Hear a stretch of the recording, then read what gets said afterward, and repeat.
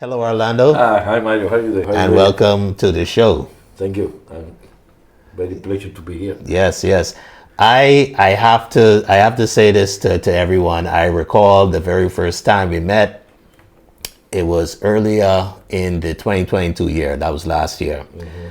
I happened to get several asylum cases all at once from persons from Cuba.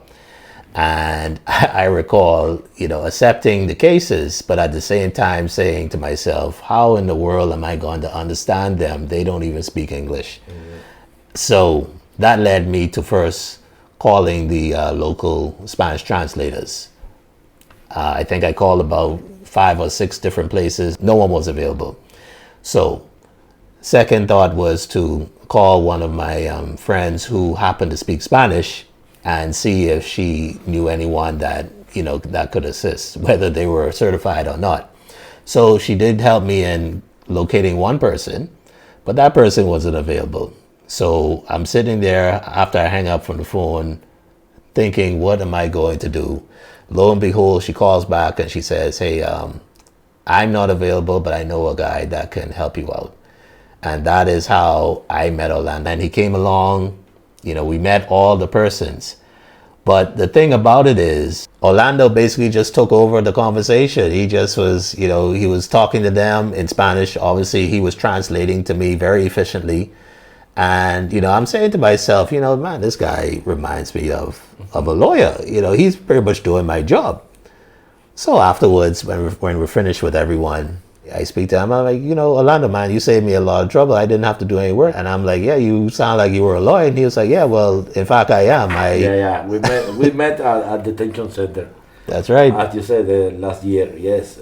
Somebody gave you my phone, a friend. She gave you my phone number, and you called me and tell me, you explain me what do you want to do. Yeah, I said yes and agree.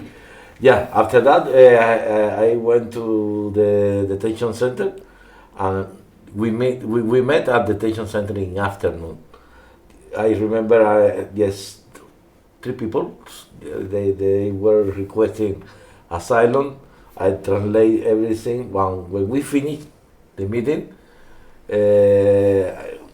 I started to talk to you, and I said, hey, you know what? I used to work as a lawyer in my country. Say, oh yes, I used to work. We got the second meeting. Remember, in the second meeting, yes, we met at the detention center. And when you say, hey, anytime you think work as a lawyer in the Bahamas, I told you no. Yeah, well, ladies and gentlemen, Orlando was under the impression that never would have happened. But Orlando was, he was practicing in Cuba, I think, 15 years? Yes, more or less. Yeah, more or less 15 years. And surprisingly, in the same field that we were in, which was the commercial practice. And so that was very appealing. As you know, don't mind the Bahamas. We're a small chain of islands, but we get a lot of transactions. You could call us an international hub.